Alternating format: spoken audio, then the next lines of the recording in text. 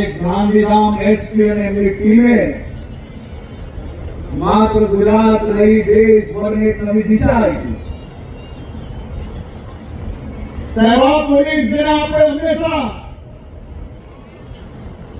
ગૌ હત્યારાઓને પકડતા જોયા છે, ગૌ માતાને બચાવતા જોયા છે, પરંતુ ગાંધીધામ પોલીસે એક પગલું આગળ વધારીને સમાજના સૌ શ્રેષ્ઠીઓ જોડે મળીને ગૌ સેવાની દિશામાં આગળ વધીને આજે ગૌશાળા નું લોકાર્પણ થયું છે.